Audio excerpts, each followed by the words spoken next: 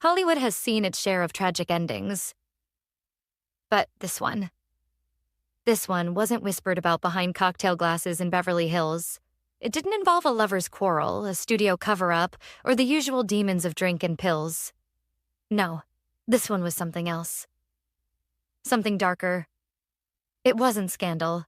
It was horror. On a cold December night in 1986, Los Angeles police were called to a modest, unassuming house in Encino. The kind of place that didn't exactly scream, former Hollywood starlet. More like the kind of place where secrets go to die. Inside, they found Susan Cabot, or what was left of her. She was lying on her bedroom floor, surrounded by blood. Her face had been caved in, her skull fractured, shattered, and bruised with such force that detectives initially thought she'd been shot in the head with a small-caliber gun. But it wasn't a gun. It was a barbell, the kind used in a weightlifting set. Her son, 22-year-old Timothy, had made the call. He was confused, trembling, unable to explain what had just happened. He claimed he'd blacked out, that he couldn't remember the attack. And when detectives looked closer, the story only got stranger. Because Timothy wasn't just an unstable young man. He was born with dwarfism, allegedly the result of a rare genetic condition. But the bigger mystery was this. Who was his father? Susan never told anyone. Some said it was a Hollywood producer. Others said it was the King of Jordan. Yes, King Hussein himself. And as detectives combed through Susan's hoarded, crumbling home, they found a life frozen in time. A maze of old film reels, Arabic letters, bizarre medical paraphernalia, and secrets. So many secrets. Susan Cabot hadn't been seen on screen in nearly 30 years. But rewind a few decades, and you'd see her name in lights burning bright across drive-in marquees and double bill posters. The Wasp Woman, Sorority Girl, Machine Gun Kelly. She was one of Roger Corman's queens, a B-movie beauty with haunted eyes and a scream that echoed. But behind that icy glamour was a woman unraveling. She was abused, abandoned, and hungry for love. Haunted by the trauma of her childhood.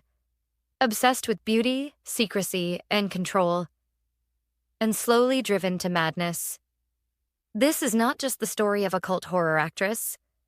It's the story of a little girl discarded by the world, who became a star, then disappeared into the shadows, only to die in the most horrifying way imaginable at the hands of the person she loved most. This is the life and death of Susan Cabot. And once you hear her story, you'll never watch The Wasp Woman the same way again. Before the movies, before the bright lights, before the headlines screamed, murdered by her own son. There was a little girl named Harriet Shapiro. Not a name you've heard. Not one you were ever meant to remember. She was born on July 9th, 1927 in Boston, to a family that was already falling apart. Her father? Gone before she could speak. Her mother? Mentally ill, unable or unwilling to care for her.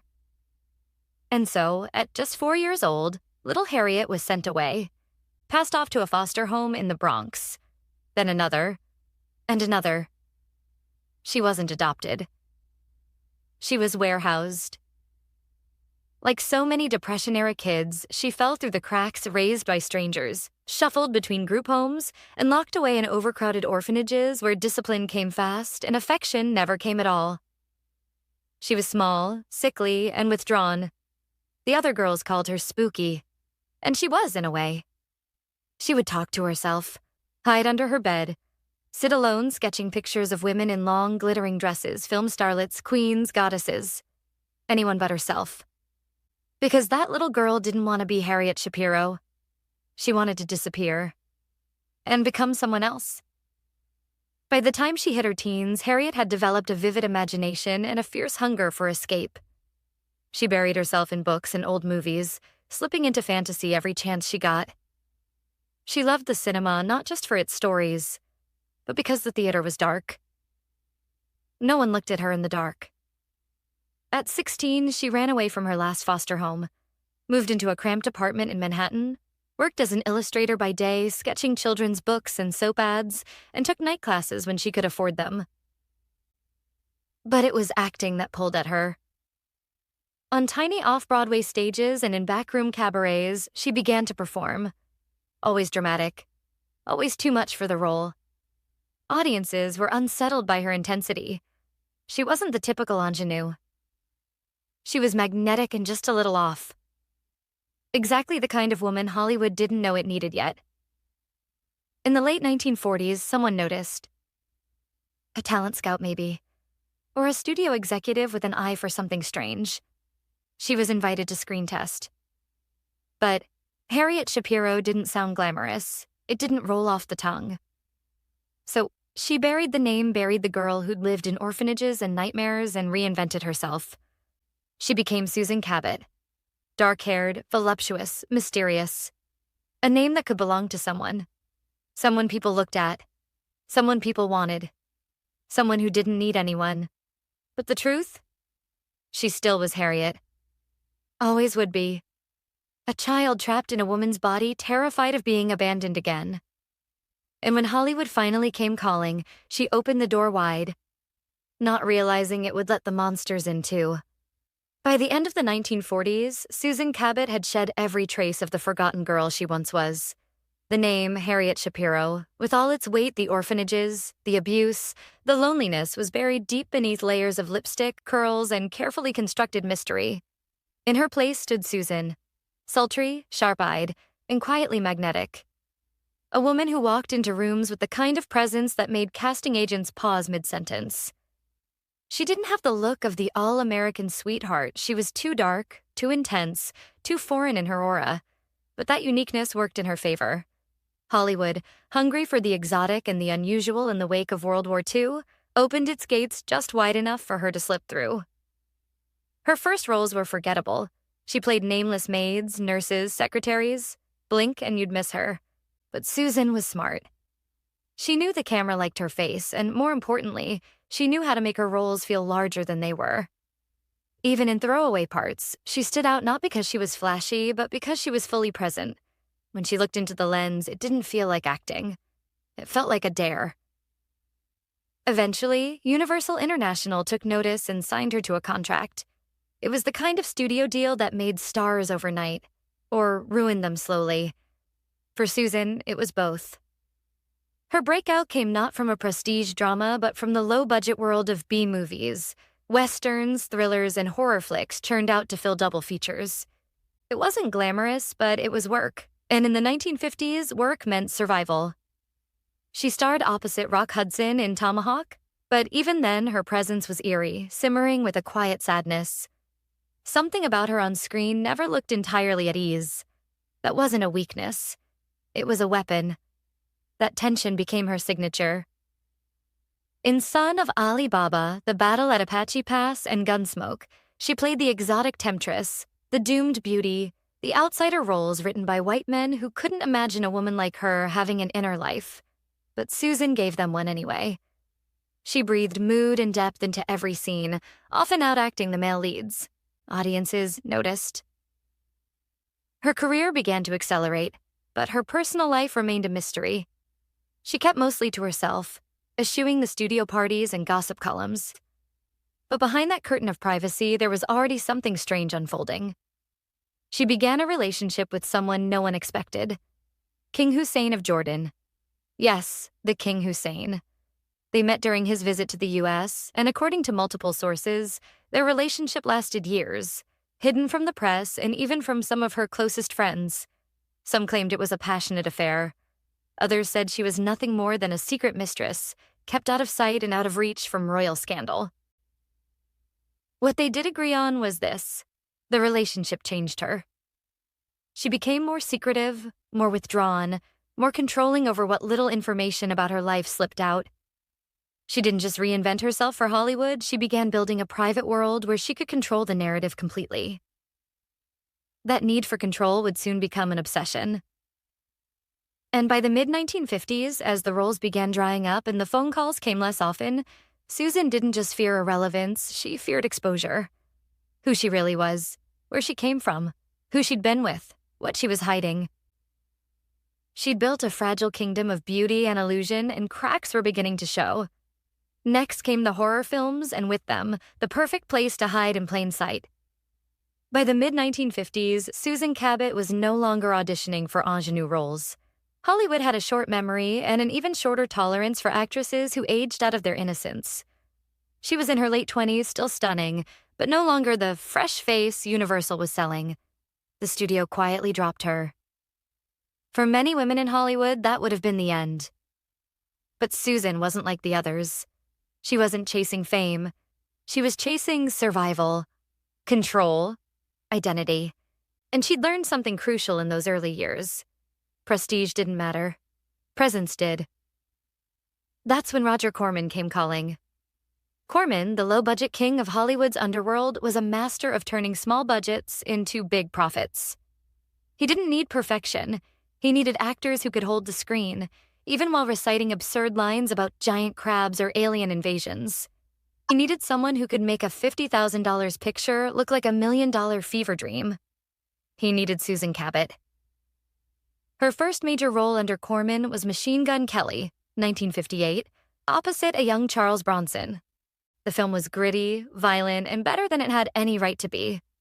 Susan played Flo Becker, a no-nonsense gun moll who slowly unravels under the weight of crime and paranoia. Critics noticed. For once, so did the industry. But it wasn't Machine Gun Kelly that cemented her cult status. It was the Wasp Woman. Released in 1959, the film was pure Corman, cheaply made, ludicrously plotted, and utterly unforgettable. Susan played Janice Starlin, the head of a cosmetics company who subjects herself to experimental treatments made from wasp enzymes hoping to regain her youth. Instead, she transforms into a murderous human-wasp hybrid feeding on the blood of her victims. On the surface, it was driving camp. But beneath that latex mask and stilted dialogue was something disturbingly personal. Here was a woman aging, terrified of losing relevance, willing to destroy herself to remain beautiful, to stay wanted, to matter. It wasn't far from Susan's own fears. She was obsessed with youth. Rumors swirled that she'd undergone plastic surgery, that she hoarded cosmetics, creams, and secret anti-aging treatments. She never confirmed any of it, but she didn't have to. The transformation in the Wasp Woman was more than a monster movie metaphor. It was autobiography, splashed across a flickering screen. Corman kept calling. Susan starred in several of his films. Sorority Girl, War of the Satellites, Carnival Rock. She became a queen of the B-movies, not just a scream queen, but something darker.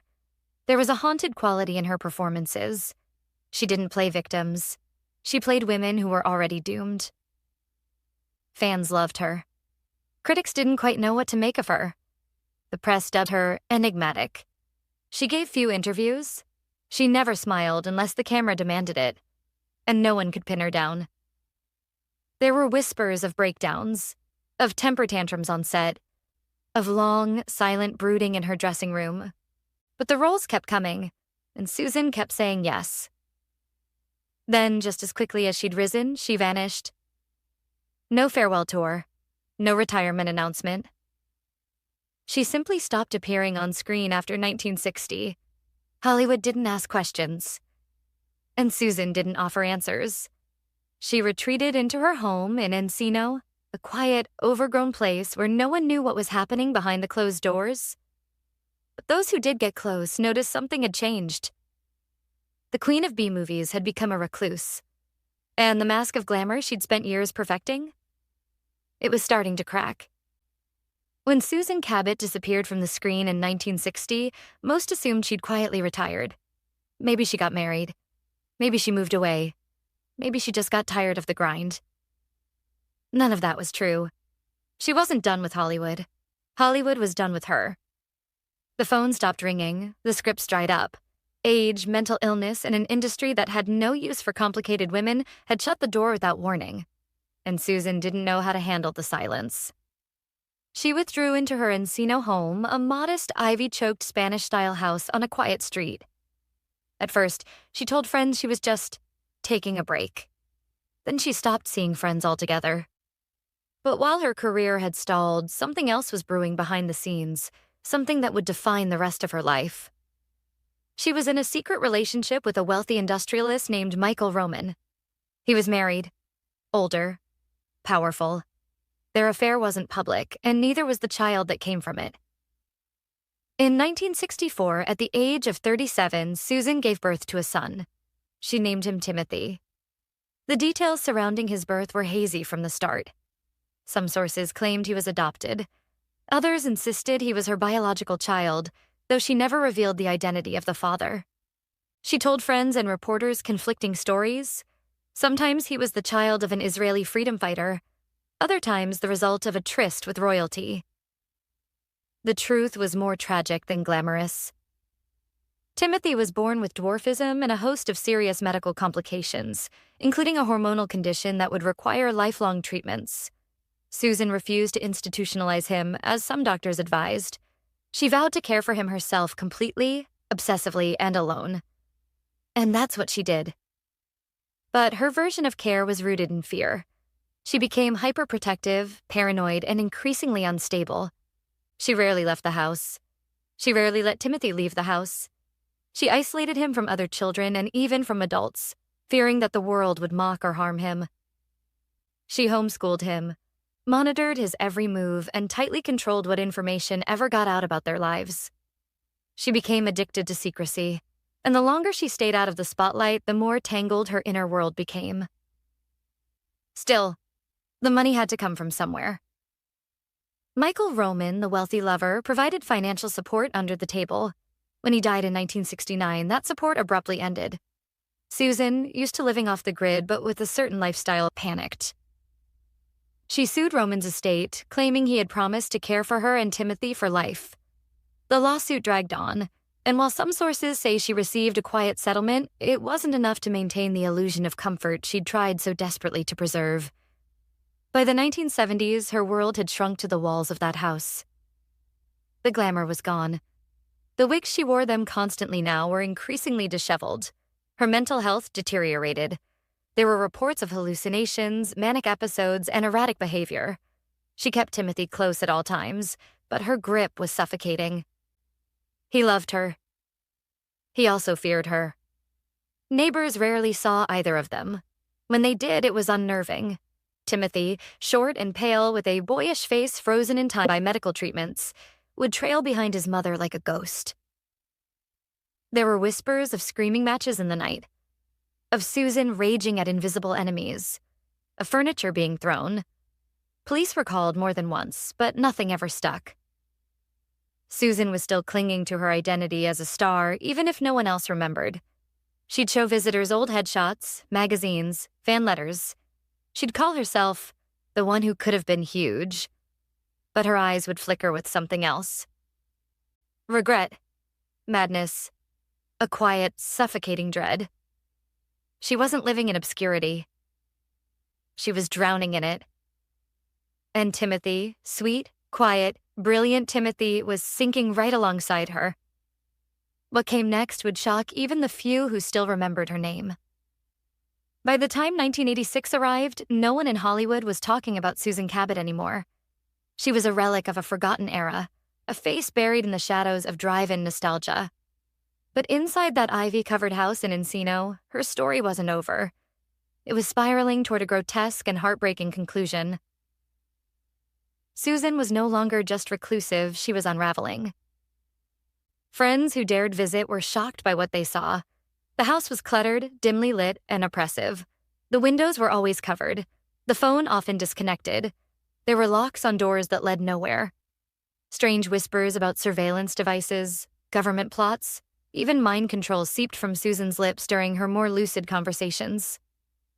She no longer trusted anyone. Not the neighbors, not the mailman, not even Timothy. And yet he remained, her only companion, her son, her prisoner.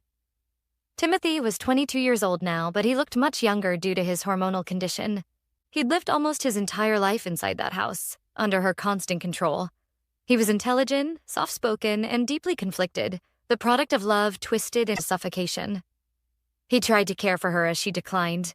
He helped administer her medications, some of which she abused. He cooked, he listened, he stayed. But the atmosphere was toxic and getting worse. Susan's mental illness, never properly diagnosed, never treated with consistency, had grown monstrous. She suffered from violent outbursts, paranoia, and periods of mania. She sometimes accused Timothy of trying to poison her. Other times, she begged him not to leave her alone with the voices. The delusions were constant. Timothy, despite everything, tried to keep it together, but he was overwhelmed. He was still just a boy. In many ways, a boy raised in isolation, bearing the weight of his mother's madness. On the night of December 10th, 1986, something finally snapped. No one knows exactly what happened in those last moments. There were no witnesses, no warning signs that anyone could see from outside. Only the aftermath. Timothy called 911 shortly before midnight. His voice was calm, disturbingly calm, as he told the operator, "My mother is dead. I killed her." When police arrived, they found Susan's body in the bedroom. The scene was nightmarish. She had been bludgeoned to death, her face shattered, her skull fractured. A barbell was nearby, bloodied. There were pills, scattered furniture, a telephone ripped from the wall. It was a scene of panic and rage. Timothy was arrested immediately. He told detectives he had acted in self-defense, that his mother had attacked him with a scalpel, that she'd been screaming and lunging, wild-eyed and incoherent. He said he struck her in a desperate attempt to stop her, to protect himself from the woman who had both raised and ruined him. The case stunned the press. What little of it still remembered her. Susan Cabot, the Wasp woman, dead? And then, more shocking, killed by her son? The trial would become one of the strangest legal dramas in Hollywood's underbelly. Details spilled out in court like a horror movie script. The secret affair, the mysterious father, the medical treatments, the hoarded money, the years of isolation, the mental illness, the abuse, the fear, the dependency. It was a Greek tragedy told through B-movie actors and forgotten dreams. In the end, the jury believed Timothy's version, or at least they believed his life had already been punishment enough.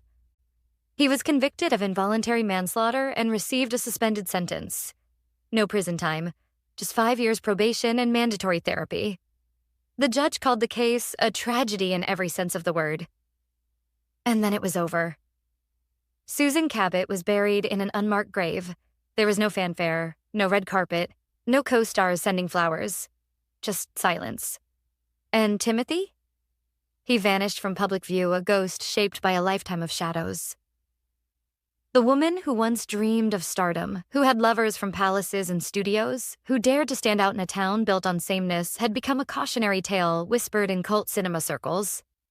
But the truth of her life, the pain, the secrets, the storm beneath the surface, was far more terrifying than anything she ever portrayed on screen.